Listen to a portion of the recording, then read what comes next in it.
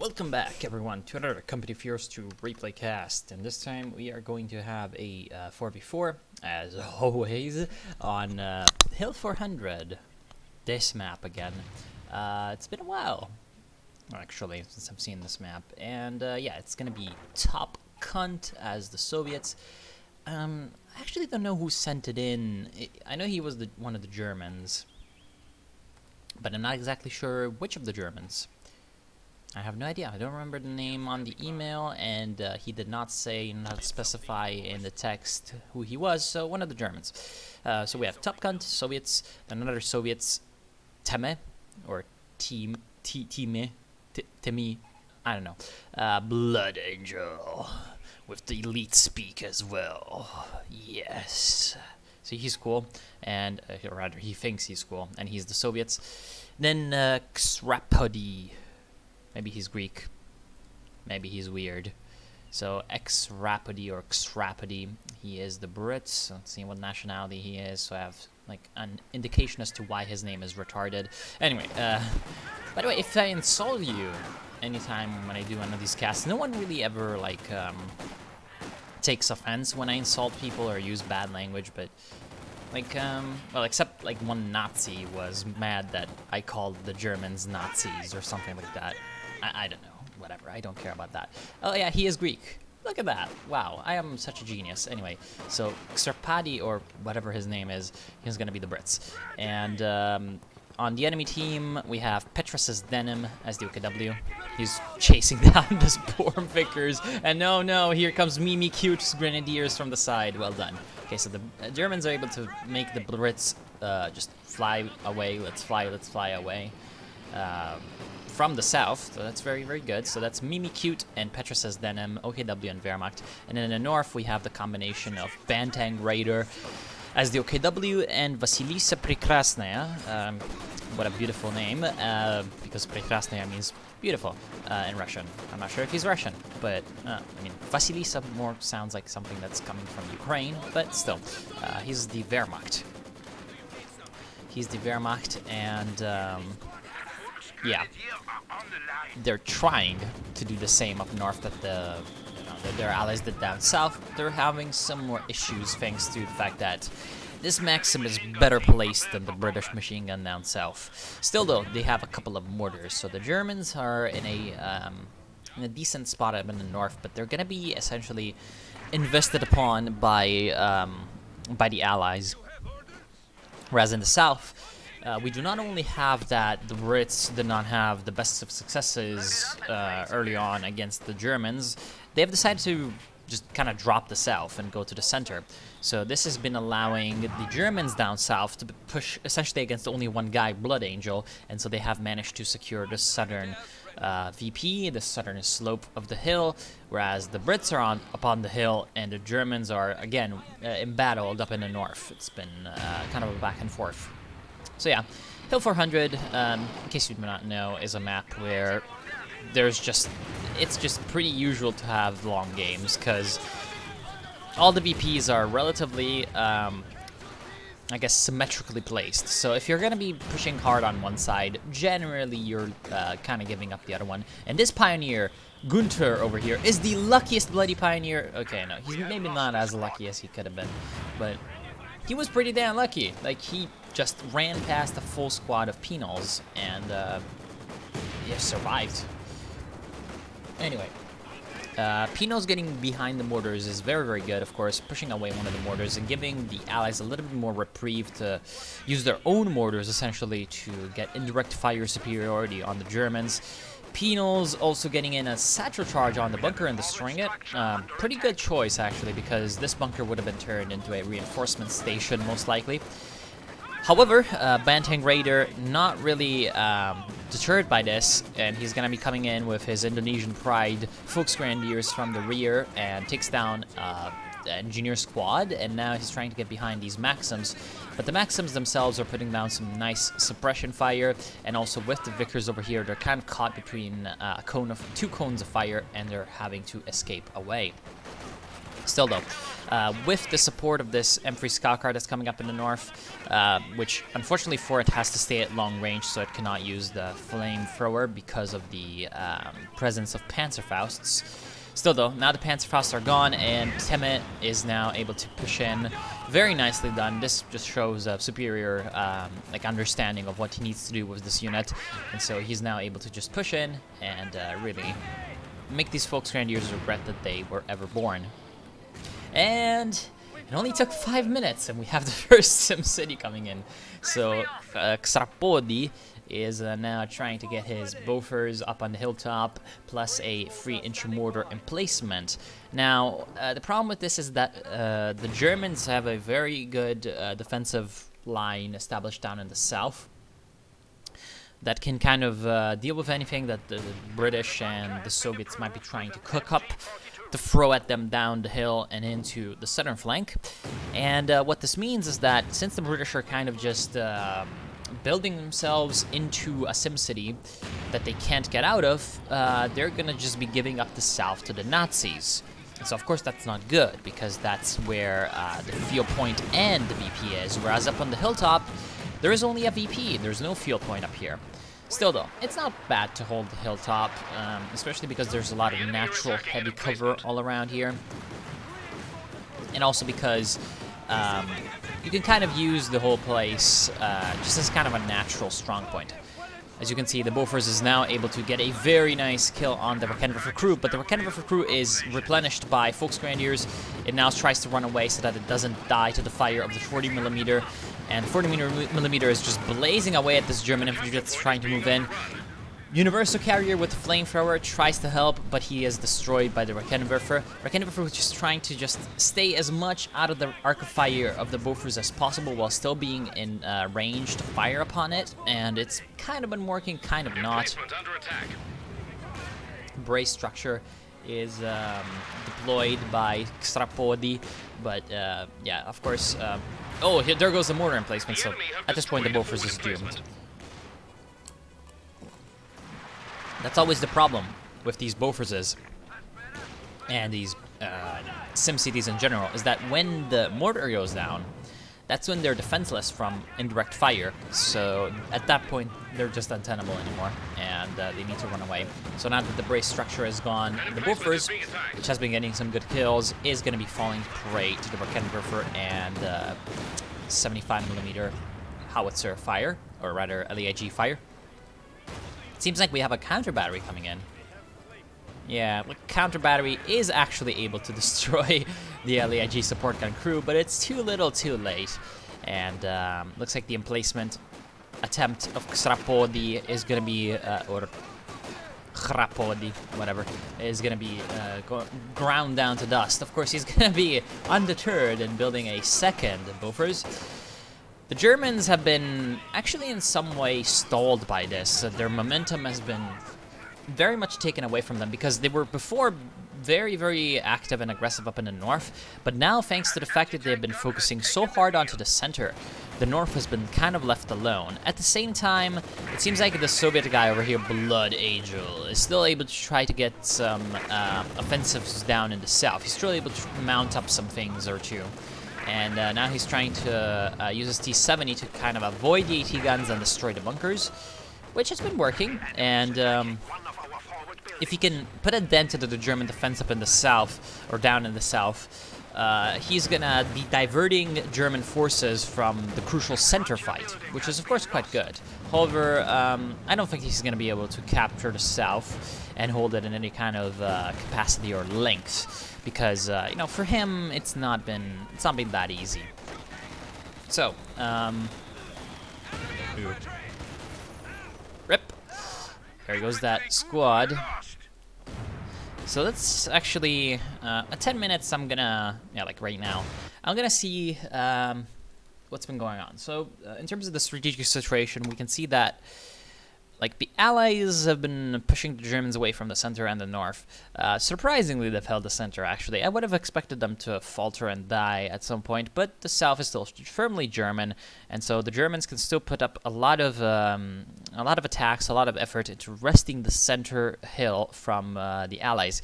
And if this center is taken and the British player kind of forced back to the base, this is going to be essentially turning the game into a 4v3 because the Brits are just completely relying upon them taking a position and holding it with the emplacements. And so if they lose that, then they're not going to really have all that much because they've been spending a lot of their fuel on these woofers.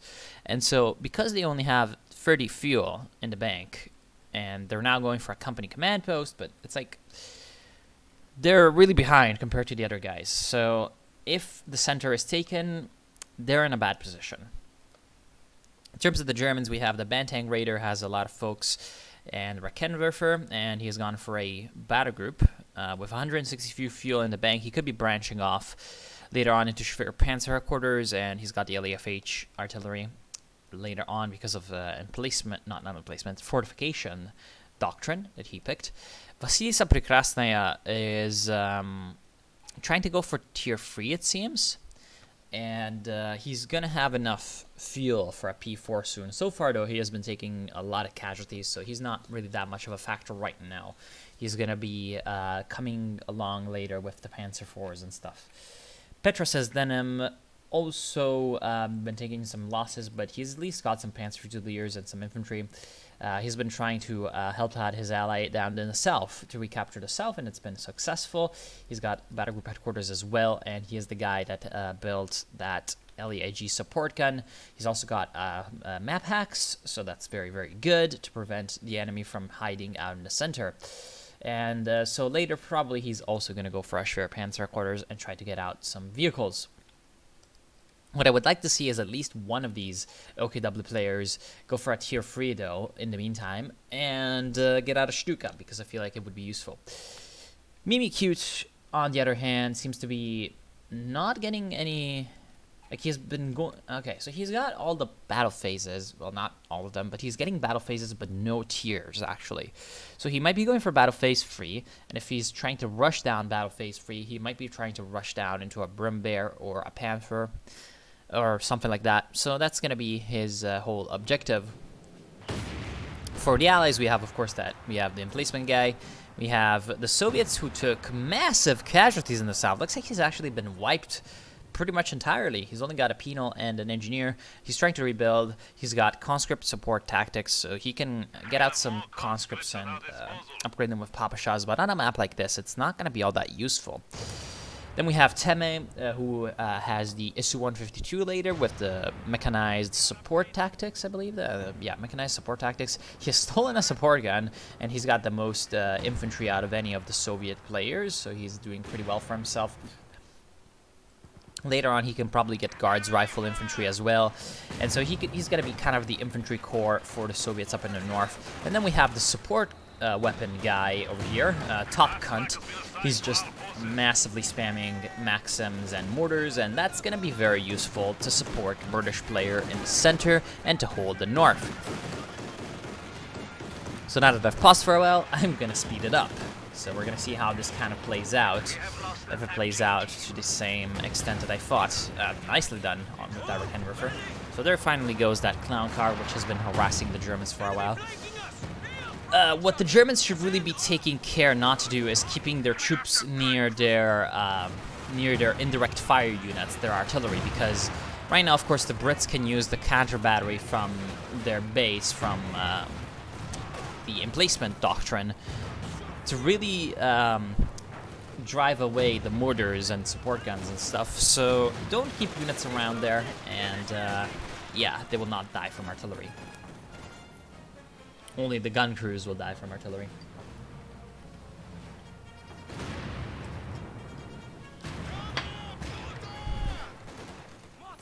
I feel like the best element in the Allies' favor right now is the artillery game, because they've been using their British base to good effect, and they've been using their own mortars to good effect. They have kind of a chance at dealing with the German light artillery, which normally kind of wins over the Allies because, you know, support guns are great. Su-76 is on the field for Blood Angel, and right now, as you can see, the Bofors is just able to do very, very nicely, a lot of damage. Centaur is going to be paired up with it just to deal even more damage to infantry, and it's going to be trying to support the Su-76, but the Su-76 is in a bad way because the Panzer IV comes in. Panzer IV, luckily for the Allies, hits a truck, and so it's not going to be, it's going to die though. So it's not going to be killing the Su-76, and it dies thanks to the nice, timely intervention of the Penals from the trenches up here. Unfortunately for the Allies, also the Centaur is going to be going down in flames. And the Bofors is actually in a pretty bad position because he's taking mortar fire, and here comes the Panzerwerfer from Mimi Cute, and he is going to absolutely obliterate those repairing heavy engineers. So now, because of that, where the hell is Mimi Cute? Yeah, here's his Panzerwerfer. 3 kills, not that many, not that much damage dealt, but because of that, they're not gonna get any repairs done on that Bofors, and the Bofors dies. So once again, Xrapo, kind of taking the brunt of the damage, and yeah, that's not very good. Thankfully, though, the Soviet infantry has been putting up a lot of pressure and has been making sure that the Germans cannot concentrate all of their forces up on the center hill. Nice flank, however, coming in from Petrus's Denim is going to get behind the last of the mortars. However, they're going to get massacred by Papa Shot conscripts. Even more Bofors 40mm emplacements are going to be going up.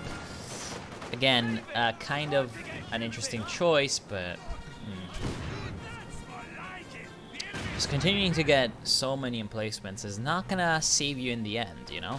Especially because, thanks to this map hacks that the Germans have, they're able to direct very accurate artillery fire, not only on the emplacements, but also on all of the supporting units, because they know where everything is pretty much all the time.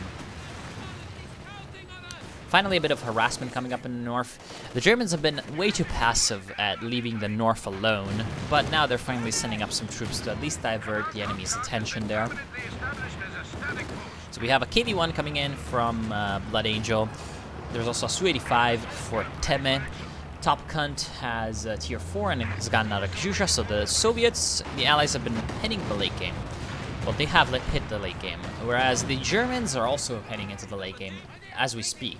I mean, not Vasilisa Prekrasnaya, who is still waiting for his fuel to get out, something from tier 4.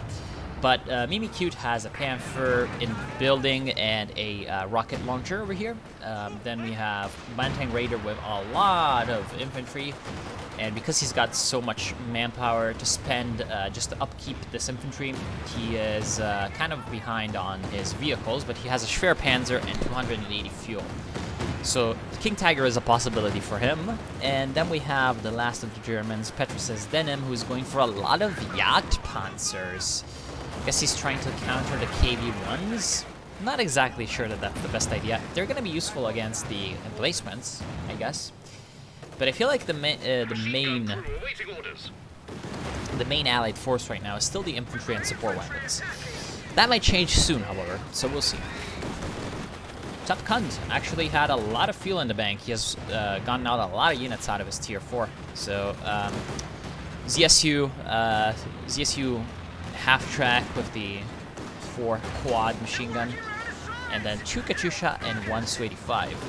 Centaur tries to help in this fight, but it's gonna die. Jagdpanzer kind of not really doing too much, but now is able to turn around and get some shots on the KV-1, I hope. But it actually sees the Katyusha, which went in way too close. So nails that Katyusha, well done. Gets the first kill. AT gun is probably going to be forcing this guy to run away. If he does not run away, he's going to die. That's not good. You don't want your vehicles to die. Can he escape out of there? Yes, he can. The infantry push, because of the lack of the support from the anti-tank, is not going to be getting past the KV anytime soon. Panzerwerfer barrage tries to knock out these infantry units, but it's not going to be at all successful. The enemy are attacking an emplacement. So yeah, it just goes on and on. Kind of the stalemate over the center. They're still fighting over it.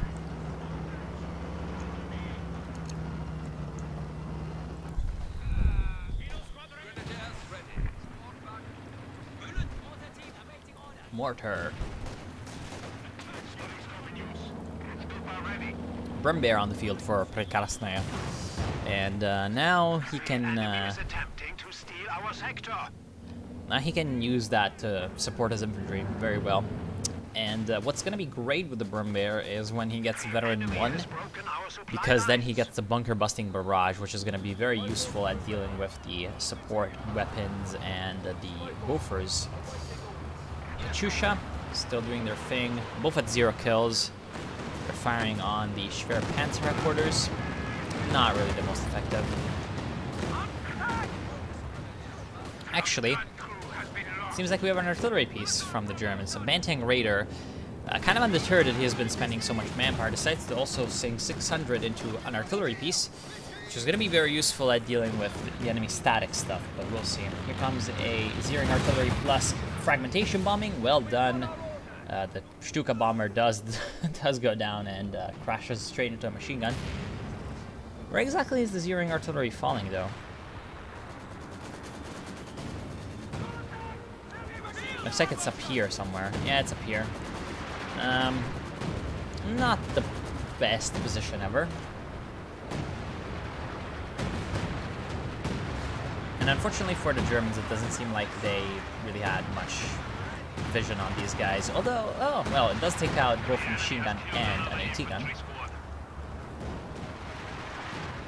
Unfortunately, they were not able to keep up with the vision, so not that many shells. Oh wow, 3 Katyusha on the field for Top Cunt. That is a bold move. He's going to be relying a lot on those rockets. Yet another fragmentation bombing bomber shot down. Emplacement under attack.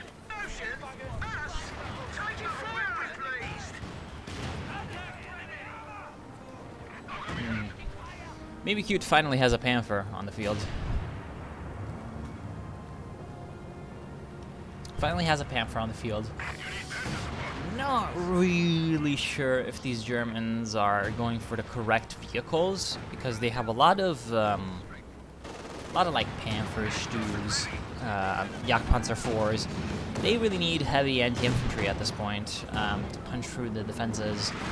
But at least the fact that the Allies have a lot of TDs kind of justifies the fact that they have all these Panthers and TDs, but Stug will die. So unfortunately Stug dies, but still, again, they just need to kind of coordinate better their different arms and get some better combined arms play going, because honestly, ooh, wow, these Katyusha, lots of rockets, because they really need to like really concentrate their forces better, because it seems like one player is advancing and then another player is advancing. I don't really see that many coordinated pushes, and so what this is resulting in is the fact that not only we have less troops going in at once than perhaps the Germans could muster, there's also a lack of coordination between perhaps a player with the Panther and the Panzerwerfer over here, and then a bit of infantry, and then the player with the Jagdpanzers, and then the player with the Brum Bear. So that's exactly the wrong thing to do, because all these things are supposed to kind of work together at once. Whereas the Allies, being that they are on the defensive, they've been more able to kind of concentrate their guys into one area, and it has been less difficult for them to have their units fight together, because they're just sitting into one place. They don't need to move up and actually engage the enemy on their terms. Still though, the Germans have been able to capture the VP in the center, so this has been stopping the bleed. 375 for the Allies and 325 for the Germans, so it's still actually relatively even. But if the Allies can recapture this, then they're going to be once again slowly mounting up the pressure on the Germans. And now that that pressure is kind of gone, at least for a while, the Germans can take a bit of a breather and think about their options, so that's a pretty good moment. More Panthers being completed by Mimi Cute. It seems like Bantang Raider, though, has decided to not only get a Jagdpanzer 4, oh, this is an interesting choice, even more AT, instead of going for a KT. And actually he's facing off against an Isu-152, so the Jagdpanzer 4 is not really going to be all that effective, and the Isu-152 is able to kind of, with impunity, strike at the enemy infantry. So that's not very good.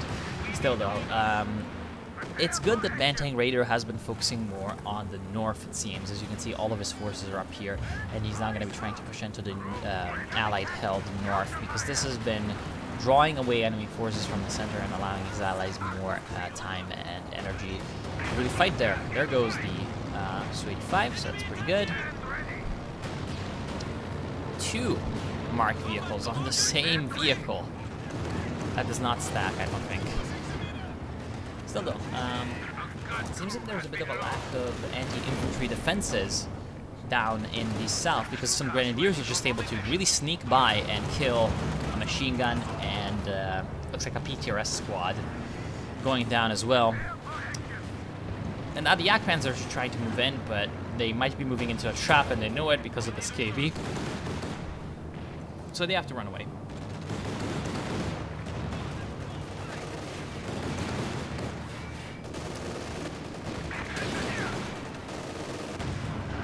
Aw, Panther misses. And Yak Panzers, instead of just moving up the hill, and so not being blocked by the cliff, they decide to move down the hill, and to be blocked by the cliff. I have no idea why.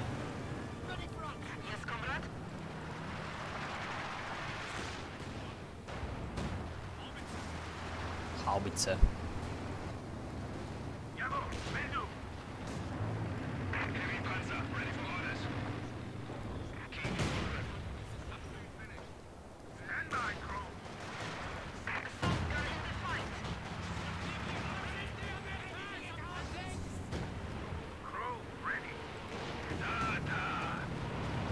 Katyusha barrage. A triple Katyusha barrage. Where will it be? It will be on a lot of random German guns, I guess, really.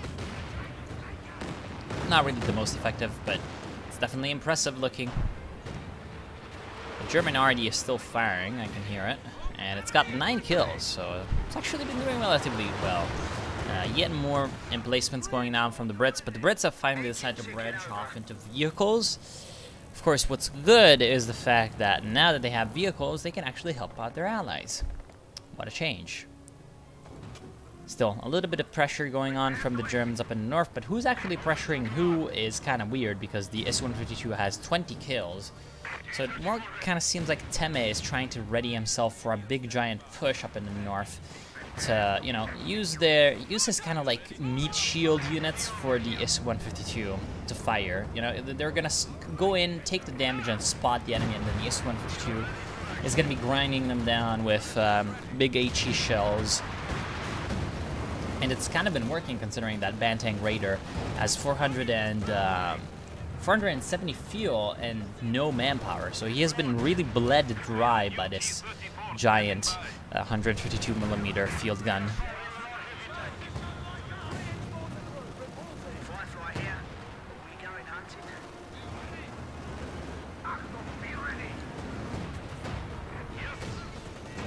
Yes, comrade.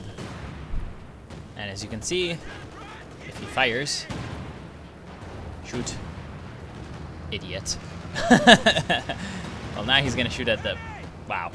Well, they were destroyed by both their own Z-ring artillery and the Su-152. Okay, so lots of damage from the Su-152, and now that there's some Z-ring artillery, he can just get out of the Z-ring artillery, zone. And he's got 40-34 76s, so he's kind of getting ready for something. He's getting ready to make a big push, I feel like.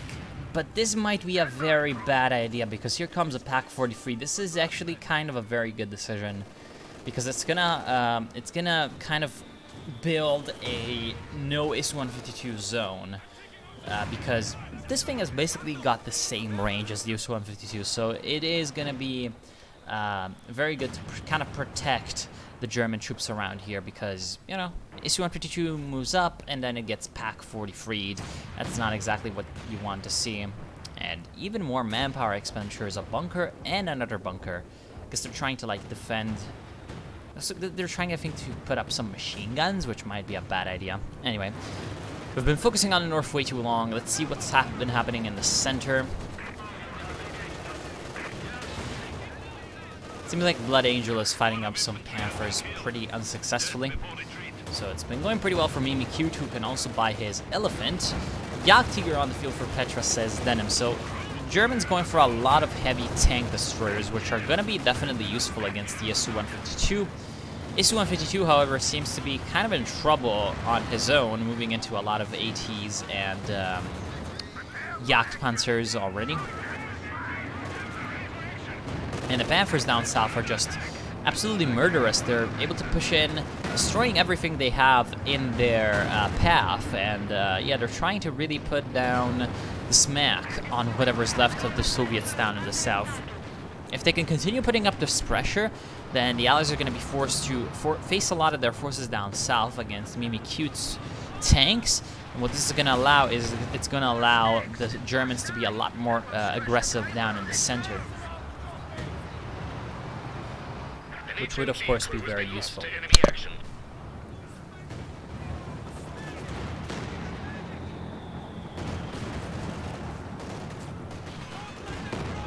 Tiger moves in way too close, so eats a anti-tank satchel. And actually, he has been marked vehicled, but there's not really much that anyone can do about this because, yeah, he's just gonna run away back to this.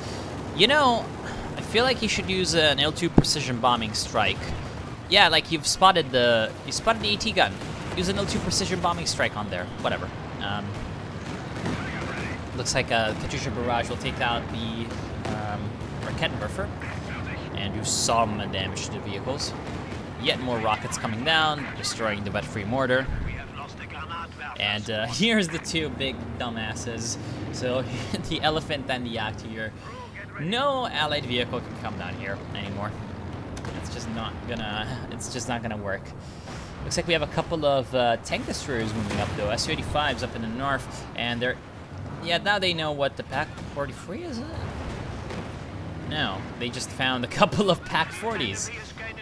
Yeah, Pak-40s are good. Don't underestimate them, especially when they have Vet 2. They're gonna be nasty.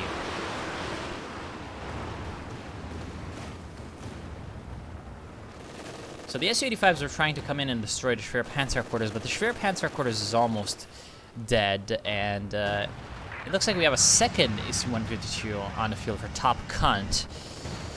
This might be a bad idea because all the tank destroyers that the Germans have built, this just means that whatever big, heavy, slow vehicles the Allies will build will just be an easy sitting duck for these guys. And so, what honestly would have been better for the Allies is to go with a lot of swift medium tanks, such as these T-34s. The problem is, these T-34s have not been used, and I feel like a big push, a big flanking push from the T-34s could have dealt a lot of damage, especially to Banteng Raiders troops up in the north, and then it could have rolled down and flanked the Germans from the north. The center Germans from the north. Perhaps even he could have gone behind there and killed the artillery piece, which has been so annoying to deal with for the Allies. More Katyusha barraging, and although, oh boy, they need to be careful though, because they're starting to get into perilous territory where they could be destroyed by just random enemies. At least he's able to destroy the Pak-43. Germans pushing up in the center are using the Tiger as kind of a meat shield, and they have the snipers in the back trying to get some good damage. Here comes an Il-2 precision bombing strike. Does hit that Jagdpanzer 470 and does a lot of damage, but there's nothing to follow up on it because, again, because of the fact that the Allies went for a lot of slow vehicles, these Panthers can just kind of swiftly run around them, and especially the heavy tank destroyers have a lot of time to fire at them. And there's nothing the Allies can do to flank these tank destroyers, which should be their main priority. So despite the fact that the Allied camp had a lot of VP advantage for a long time, and they have the artillery advantage, because of the fact that they kind of built themselves into a trap against these tank destroyers. Now they're in a very bad position because whenever one of their vehicles pushes up to get some pot shots off and try something, it just gets crushed instantly by superior firepower. Looks like the T-34s are trying to move in and trying to make a bit of a drive-by push. Kind of, I mean, it's kind of working, but at the same time, I feel like it's not really the best thing that these T-34s have ever done. They're able to at least surround this Jagdpanzer 470. They can probably kill it, and they can probably kill the map hacks as well. But now they're going to try to sort of run back to base, riding back through the Axis lines, and this is not going to work. As you can see now, the tank destroyers are able to just easily turn around and face them without any impunity because no Allied forces were coming in from the west to support this attack and sandwich the Germans in between two groups. Had there been, you know, the huge tank destroyer army over here, you know, Su-85, Su-152, Su-152 number 2, and this guy used to have an Su-85, but he doesn't anymore. But I guess KV-1, maybe they could have gotten a lot of kills on the German armor. Still though, I feel like this was a very mistimed push. It was, however, like good in a way, because as you can see, this really like unbalanced the German defense. Because of course you just have a lot of random T-34s coming from where you don't expect them to come. You're just gonna be confused. So, as you can see, had that been had it been coordinated and timed better, that push would have been a lot more effective. Actually. It would have been a lot more effective, but it wasn't, just wasn't to be.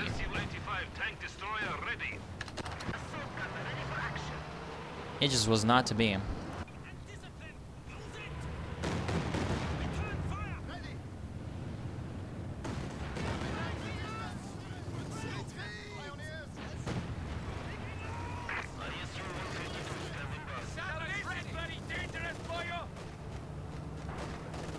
This is bloody dangerous, boyo. So heavy engineers can't really do too much. Tiger, still there.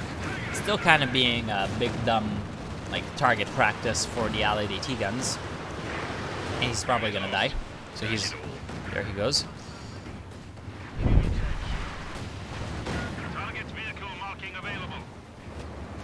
And, yeah, 4 Katyusha.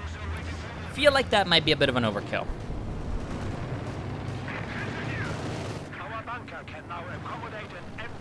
Especially because they're just always firing all at once, which means that if the barrage doesn't go well, he wastes all of his Katyusha firepower on that one barrage, and then he does not have it available for when there's like an actual good target there to shoot at, which is a big kind of drawback of his just concentration of artillery.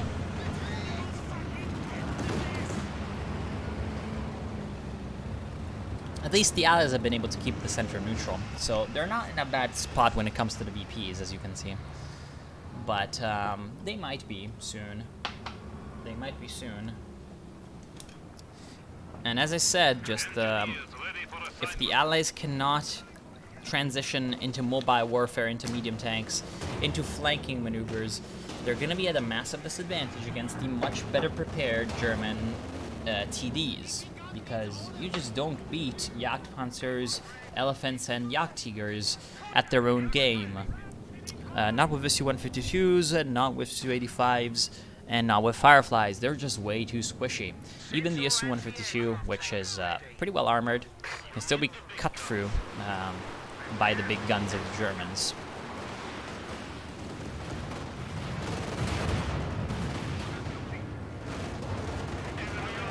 And these Panthers have just been a thorn in the side of the Allies down south. So that's been a very good play by Mimi Cute. However, it seems like finally we have Blood Angel able to use his infantry to good effect to push in. However, yeah, it's not gonna be enough yet, but still, Blood Angel is finally able to use his infantry, and I'm happy for that for him. He's gonna burn. He is gonna burn. He's gonna burn, burn, burn. Artillery. engineer unit is ready You know, for a action. sniper is actually a very good idea.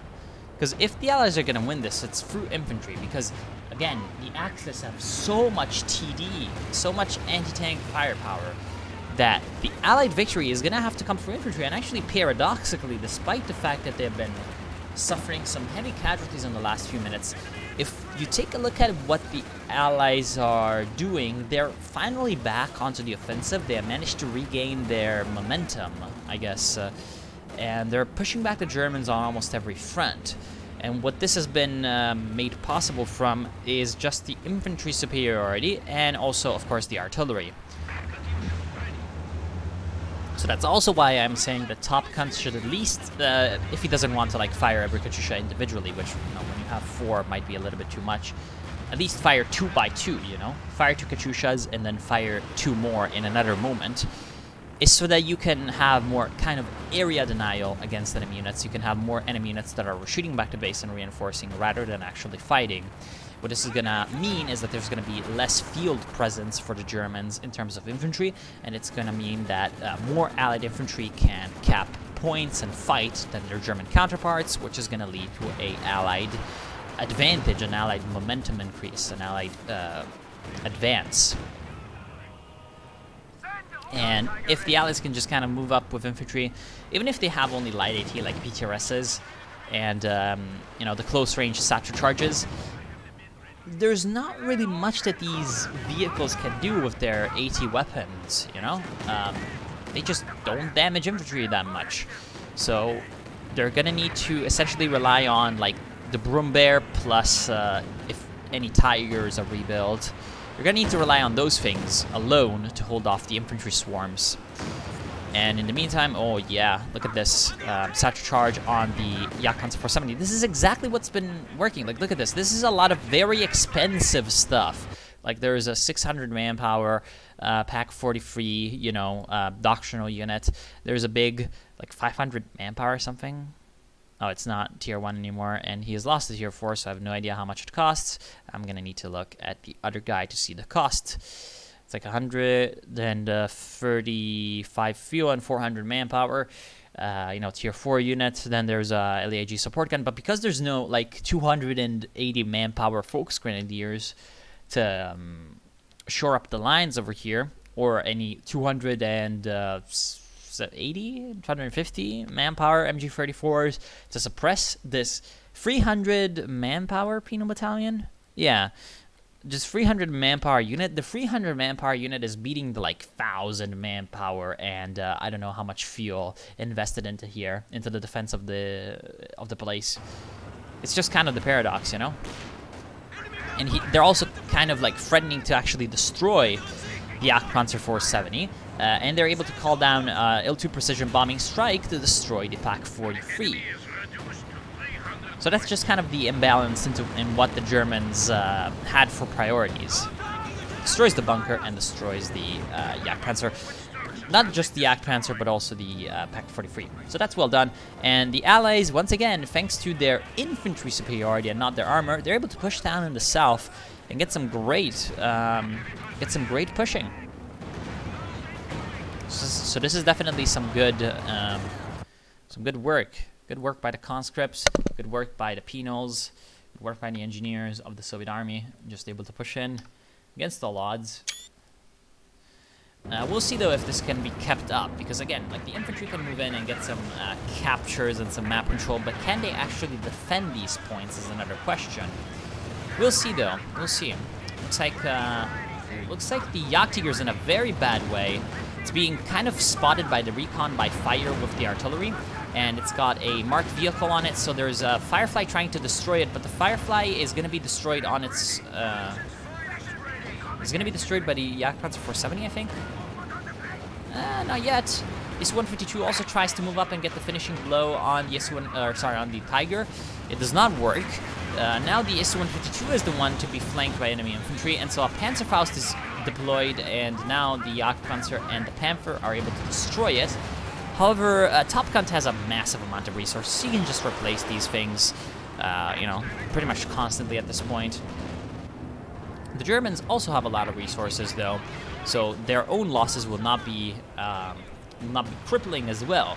However, what will be crippling is territory losses, because, again, if the Allies can capture these points and actually hold them, which so far it looks like they're doing a pretty decent job, they can maybe triple cap the Axis, and with 200 VPs left, the Axis will only have 3 minutes to recapture a VP if it falls, and prevent them from losing the game. And this is actually a bigger problem than it seems, because guess what? We have 2 infantry from Mimikute, 2 infantry units that can cap, 2 infantry units from Petrus's Denim that can cap, 2 infantry plus 2 AT guns. The AT guns technically can cap, but I don't think he's going to be trying to use them to cap. 2 infantry units from Vasilisa Prekrasnaya, and then Bantang Raider has 1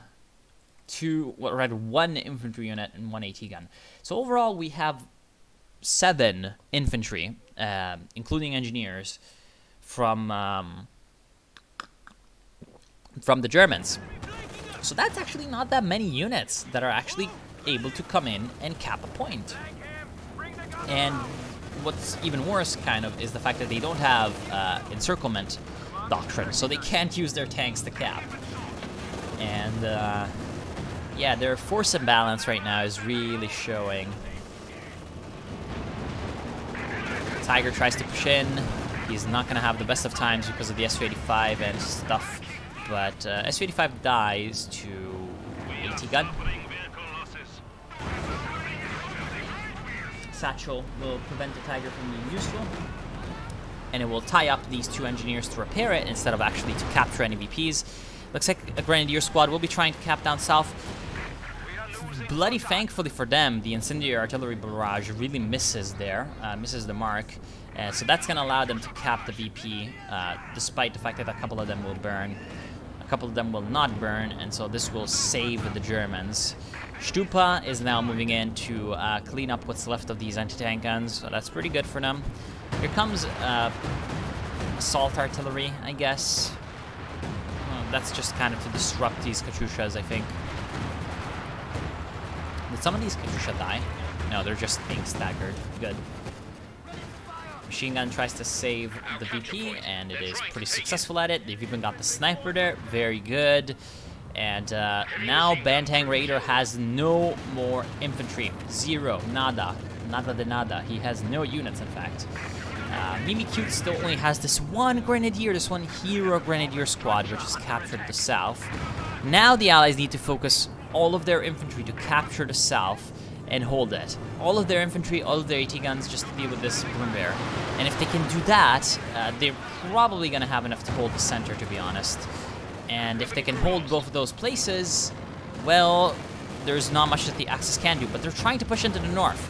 The Axis are trying to push into the north. This is a very good choice by Vasilisa Prekrasnaya. He's able to push in, and thanks to his anti-tank guns, actually, he's just plowing through the Soviet armor like butter. However, there's this 48-kill Isu-152, which is up to Vet 2, and doesn't really care all that much about Nazi tanks in its backyard. MG42, stolen MG42, is gonna hold the north, but Teme is replaced by the AI. And Teme is actually kind of an important player over here. He's the one that's holding the north, and so that means that the machine gun will reposition, because how dare you actually protect points. And now that means that the engineers can come in and cap the point. This 1 engineer from Vasilisa Prekrasnaya that's alive is now gonna cap the northern VP. Machine gun tries to set up, but the neutralization will be in place, and there's also a Broom Bear, which is gonna bravely sacrifice its life, and also use a smoke so that it can cover the capping Pioneers. That was very well done by that Broom Bear. Get the Pioneer back into the smoke. Yes, that was just a beautiful, beautiful play. He's now able to cap the northern VP, and they're capturing the center VP as well. Where's the sniper? The sniper is here. The sniper is not firing. The sniper will now be firing along with the Katyusha. Still, though, the south is still under German occupation, and they've got a bunker. So the Germans kind of turning this around barely at the last possible second. North is captured by them. It's going to be recaptured by these penals, by the AI, but that was just such an opportunity thrown away by the Allies. at a crucial moment. This is just honestly kind of sad.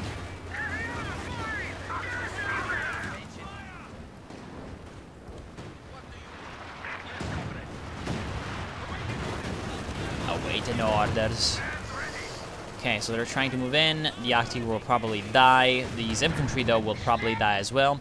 The center is being capped, at least, by the Allied infantry. And they need to be sending troops down to the south. They need to even try to use AT guns to cap at this point, to be honest. There's a bunker over there. The bunker will not be standing against the AT guns. In fact, if the KV-1 was just sent here, there would be nothing there to stop it. Honestly, at this point, the Allies need to start just pounding the enemy as much as possible to get these VPs, because eventually the Germans will actually build infantry, and they're kind of doing that. Petra says Denim has 4 squads, so he is building up, and the Allied AT squads will not be enough to stop the Germans, and so that will mean that eventually the Germans will be coming back and will be stronger than the Allies. The curve will be coming into their favor.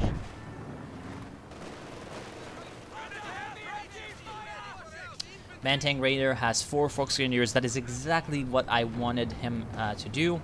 It is exactly what I wanted to see. He needs capping power as much as possible, just to at least slow down bleed. And looks like the Vet-3 Panther will be squaring off against the Vet-2 KV, and it will win. But it will die, so I guess no one wins. Zissou half-track, desperately moving in to get some suppression, but it's not enough because there's too much AT. Yak Panzer being just pressed into service at no HP, just to try to at least put some extra firepower down onto the center VP. Grenadiers able to cap under withering fire from this Vickers machine gun. This has been saving them, and at 95 VPs, it's going to be once again neutralized. Stuka barrage is going to be coming down on this enemy infantry, so the machine gun is destroyed and the heavy engineers are, well, damaged enough that they can't do anything. And in the north, yet another push from Vasilisa Prekrasnaya is able to just absolutely put so much pressure down into the AI that they can't do anything else. And now, looks like the veteran IS-152 with 54 kills will be meeting its demise because it decided to walk into the enemy zone. There it goes, and now there's nothing else to defend the North VP, so the Germans can cap that, and the Germans have capped the center, and they've capped the south. Can they defend the center? I do not know. There's a KT from Petra says Denim, but it's being fireflied as we speak.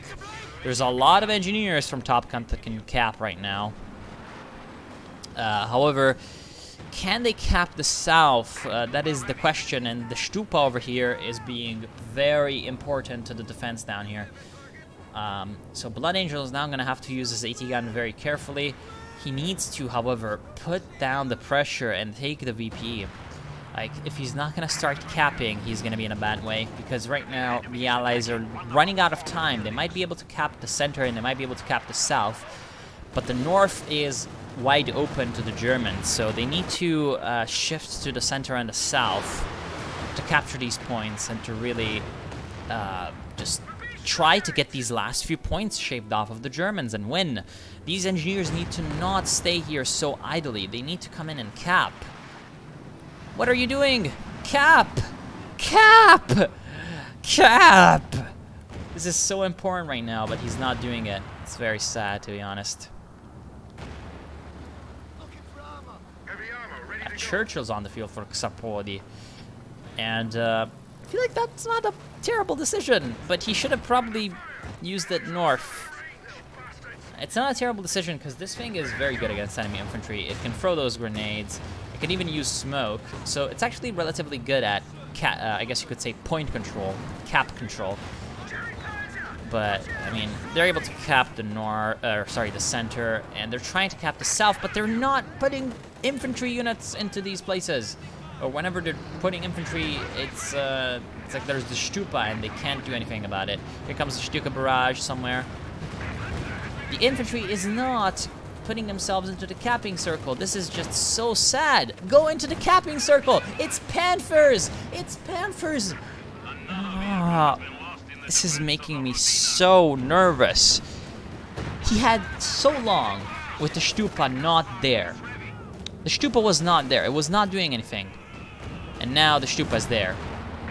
And so they're gonna die. The north is capped.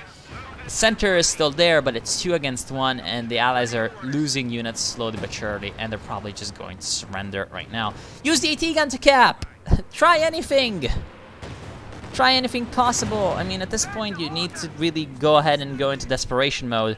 The AI might get like a very chance cap going. They needed to try something, but they didn't. And now the Panthers have found the Katyusha into the rear. One of them is destroyed. Looks like only 2 are destroyed, and one of the Fireflies is dead as well. Panthers still able to just drive by through the entire back line, destroy another Katyusha, finally put down by this T-3476.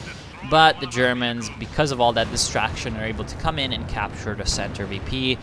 Yet another allied push at the north will fail, and it will be the surrender. So once again, I'm going to repeat it.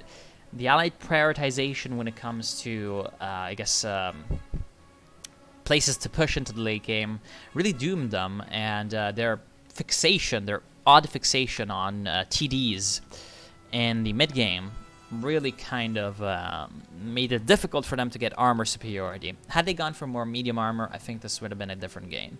Anyway, thank you all for watching. Hope you've enjoyed. I'll see you soon. Have a good day.